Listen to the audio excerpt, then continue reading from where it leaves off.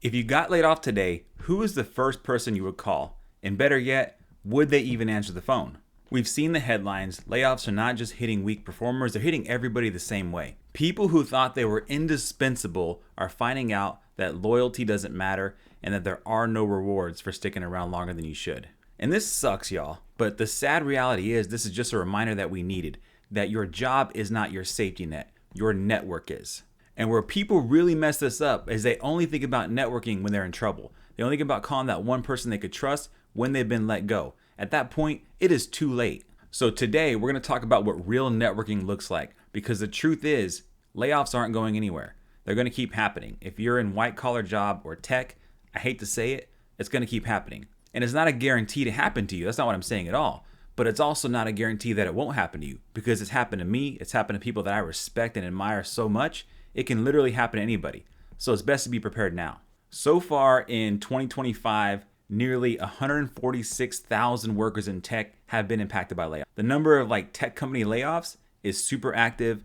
Folks like Microsoft are cutting up to 4% of their workforce as they reposition their entire structure around AI.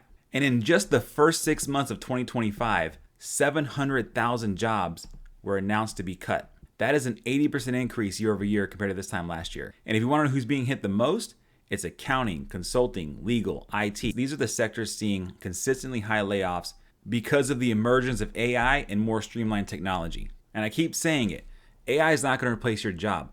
People that know how to use AI will replace your job. But I have to be honest, this feels really, really different. Many of us survived what took place in 2008 and other years where we had a really high number of layoffs in white-collar workforces. But something's different about this time because we have AI, we have so many different emerging technologies that are really going to challenge us to think about our jobs and what we thought made us indispensable before. Even the most highly competent people are subject to being laid off. Even the most intelligent people who have IQs off the charts are susceptible to this because it doesn't discriminate. Efficiency and cost savings knows no loyalty. Now, this isn't a panic attack. It's a reality check. So if you're seeing this or hearing this, you're wondering, how the hell is that going to impact me? What do I do? Don't worry. Calm down. We can make a plan together. So I got to be honest. So a lot of times people will contact me whenever they need something. And I'm somebody that likes to consider myself to be a resource to other people. I'm somebody that has a pretty good skill set when it comes to networking or having connections or being able to do introductions that help somebody get the next role they really, really want. What bugs me is when people act like they're entitled to it because they don't talk to me for 3 years. It's not that I need them to, but it's also not what networking is.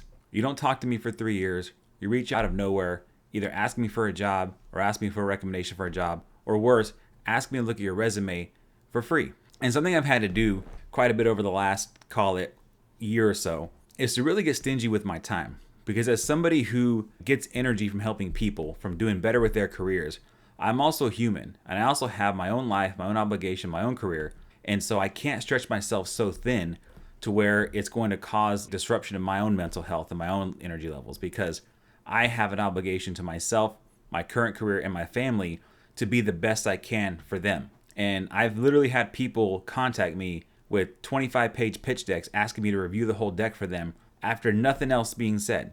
Just no hi, no nothing. And it's not that I get hurt feelings over, it just shows a lack of respect and appreciation for my time. So I don't respond very well to that, or I don't respond at all. So something I did to combat this really disillusion of my availability to people is I created a product called a Gameplan Call. It's a $25 one-on-one that I'll host with you, video chat, phone, cell phone, messenger, whatever you want to do, to give you the attention you need. But it's also earning some of my time, because not everybody's entitled to my time, not everybody's entitled to your time. If you want to get things done, you have to be more entitled with your own time. You can't just give your time away freely, because that's the most precious resource that you have that you take for granted every single day. And some people think that LinkedIn is networking. LinkedIn is not networking. LinkedIn is social networking. It's no different than having a bunch of Facebook friends that you want to interact with from time to time and ask how their kids are doing. Except instead of kids, replace that with career or job or project or something that's important to them. And if you show that what's important to those people is also important to you, you'll have a much better chance of engaging them and establishing a relationship that's going to be mutually beneficial for both of you down the road. But there are strings here. Let's not get it twisted. You're not going to just be a servant to somebody constantly over and over and over, ask them for help and they ignore you, but you'll help them as well. It's got to be mutual. It can't be one-sided on your way. It can't be one-sided on their way. It has to be mutual. Otherwise, what's the point? So ask yourself this. The person you would call if you were in a crunch for a job because you just got laid off or you got fired or something was happening at work, you needed advice about a toxic boss or a micromanager, who is the person you would call? Take a minute, think about that person right now. Now, ask yourself honestly, would they answer your text or your call? If the answer is no, you don't have a network. You have a crutch. So here's what I want you to do today. Not tomorrow, not when you lose your job. Do this today. I want you to first define your goal. What do you want out of your network? Do you want a bunch of friends? Do you want mutually beneficial professional relationships that you can draw on in the future, knowing that they're going to draw on you in the future as well? It is a give and take. Don't just be a taker, be a giver. Focus on giving first and you will receive. Then I want you to define the 3 to 5 people that you're going to network with over the next 90 days. They should be people who are not surprised to hear from you at all. And prior to reaching out, I want you to go to your LinkedIn profile. Optimize your headline, your photo, your profile, make sure everything is clean. Now, the reason why I'm saying that is because once you reach out to them, especially if it is on LinkedIn, the first thing they're probably going to do is check your LinkedIn profile. They're going to want to know, are you reaching out because you need something? Did you post that you're open for work? Hey, what's Bob up to these days? Is he still at Microsoft? Is he still doing something in tech? Has he changed careers? Because they're going to want to know up front, like what's happening before they engage with you and see what's new with you. Another prep item, before you reach out and have an icebreaker, just understand, are you going to be asking for something or giving something? Now, I've reached out to a lot of folks in my network with only to offer tips. Hey, I have this free guide. I found this article. Hey, I saw you were looking for a job. Do you need help with a resume? Like, think about those things before you go ahead and just reach out and say, hey, I need help with a resume or for finding a job. The next step, lead with value and never act desperate. You don't want to relinquish that power dynamic so early in the process. I had somebody reach out to me a couple of years ago and ask me if I was interested in leaving my company at the time. In my mind, hell yeah, that company was awful. It was toxic. The executive all the way up to the CEO were just terrible people. But I did not want to just jump for joy and do cartwheels with this other individual saying, yes, take me or I'll let you pay me anything. I don't want to relinquish the control and the leverage I had because I really didn't need a job at that point in time. So you want to make sure you're composed, calm, and cool because the way you interact with them during that process is going to translate to how you interact with them with everything else that comes your way. Then make sure you don't start with a pitch deck. Engage in a conversation. Find some commonality. Ask how their kids are doing. If you knew about a dog, ask how the dog is doing. How's the job going at so-and-so? Make a conversation. You're human beings. We are relational beings. So don't get so transactional and so cryptic to where you want to go straight into work stuff. Engage with them. And once you do all those things, now you can get to what you really want to talk to them about. But you're not going to ask them a favor. You're going to ask for their insight, for their advice. Hey, John, I recently left my company. I'm looking to stay in the same field, but I'm not really sure what the job market looks like right now because I haven't been on the market in a long time. Do you have some advice for me on where to look? So if you're lucky, they'll say, hey, we're hiring for the job. That's the best case scenario, right? But that's probably not going to happen. But at minimum, what you do is you've established dialogue with this person. And now you have some sort of common ground you can interact on other than just you need something from them. They're now your advisor. They're now your mentor. They're giving you advice on what you should do next. And you guys, this is networking. Don't overcomplicate it. Networking is relationship building.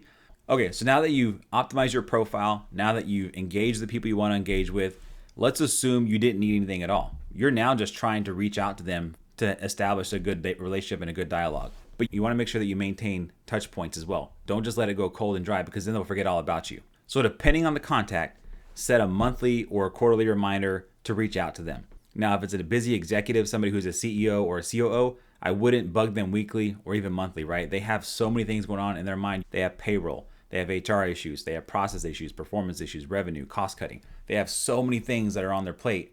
You don't want to just be somebody who's henpecking them on text asking for time, right? It's okay just to send a text every quarter and say, hey, Terry, I'm just saying hi. Don't need anything. Hope all's well with you and the family. Let's catch up soon. That's literally all it takes. And you know what? They may not respond. They may leave you alone completely. I sent a message to a CEO very recently who I have a great relationship with, and we've spoken dozens of times. And I'm just making sure that whenever I reach out to him, I don't need anything because I have asked him for things in the past and he has come through for me, but I don't want to be that person. It is okay just to say hi because people do want to hear from familiar faces that they got along with. Another method of maintaining contact is just share an article, share a newsletter. If you see their company had a big announcement of some big win, say, hey, heard about the launch in so-and-so. Congratulations. Hope all is well, and then bounce. Don't sit there and keep sending them memes or other stupid jokes. They don't need that and they don't have time for that. Third, promote their posts. If they post something as far as saying, hey, we are a fiber company and we just launched in such and such Utah. That's great. Like it, share it, comment, congratulations. These little things go a long way because now you're going to have little present points that you're going to be participating in to where they can see you as a person engaging with them, not just kissing ass, not just asking for favors. You're somebody who actually cares about what they're doing. And fourth, and I mean this from the bottom of my soul, don't reach out to people only when you need something. I had a very good friend of mine very recently, somebody that's close to him, reached out to me who never talked to me at all. And all of a sudden they want me just to look at their resume and their profile and do all these different things that would take me hours to do. Because let's be honest, when you engage someone like me, I don't give you half-ass attention. I give you all of my attention. I'm detail-oriented. I work a lot of nights. I work a lot of weekends. I do a lot of things for a lot of people. So if you're asking me to give you my time, it's not passive time. It's very active, very detailed time. And if you're only reaching out to me to ask me favors and you don't talk to me but once every couple of years, I'm probably going to ignore you. I don't say that with any point of pride. Everybody has a need and they want people to help, but I can't do that. I have enough people that I do have mutual relationships with that I'm going to prioritize over you every single time. And the perspective I just gave you, I promise other leaders in your life have that same perspective. They may not say it, but I promise they have it. Now the bonus section. There's a couple of power moves you can implement right away that will help you with this. Number one, post something publicly about them, something you learned from them, an article they were featured in, a podcast they were on. Post something about them. And you're going to say, this is very ass kissy. And maybe it is. But I'm telling you, these are the things that matter as far as being building blocks for your future networking relationships. The second thing you can do, invite them to speak on any public forum or panel that you're a part of. Even if it's your local Leaders Under 30 club in your city and you want to invite a leader who lives out of state to just attend by video to just talk to young leaders, we love that stuff. They love that stuff. Because a true leader wants to give. They're not going to just take. And so asking for them to do that is actually going to benefit them more than it's going to benefit your audience. So take advantage of that. The third thing is if there's a shared product, ask them to collaborate. Now, I don't mean a work product that's specific and proprietary to your company because you don't want to get yourself in trouble by doing that. But you could say, hey, I have this pretty high level project. Give them the pieces that they need to know to answer the question and say, here's my approach. What do you think? And you'll probably get some very good thought leadership because not only are they going to take your question as a compliment to their skill set and their knowledge, they're going to gain a respect for you because now you're not approaching this as a know-it-all. You are humbling yourself enough to ask for help, and people do want to help. I will die on this vine. True leaders want to help. They don't want to just run things and micromanage and create a toxic environment. You may have that in your life, but they're not a true leader. A true leader has a servant heart, and they love this stuff. So I can go on and on and on about this all freaking day. And I'm going to stop myself because you're probably tired of hearing me yell into a mic and give you advice and talk at you. If you want to talk with me one-on-one about this same topic, I'm going to offer the game plan call that I mentioned to you earlier. It'll be linked below. I promise you, this is not a sales pitch. Nobody is going to retire off a $25 30-minute session, even if I do them 24 hours a day. It's only to gauge my time and ensure I give you priority. So if you have learned anything from me and you want to engage with me on your career, whether it be your profile, your resume, help with your boss, help with a project, look at a PowerPoint, anything you want, I am at your disposal if you click the link below and schedule with me. But wait, if you take anything from this video at all, anything at all, take this. Networking is free. Stop being weird about it. Reach out to the people that you want to network with, engage them, establish a relationship. Because if you get laid off, I promise you that is your safety net. I've been laid off one time in my career, but I've changed jobs 3 times the last few years because of different reasons. And every place I've landed is because of my network. I have applied for 100 jobs on LinkedIn last year and got 0 interviews. But you know what I did get? 3 other positions, whether it be consulting or full-time, from my network. Trust me, this works. This works for you because you are smart and talented in your space. So don't take it for granted. Trust me. I'll see you soon.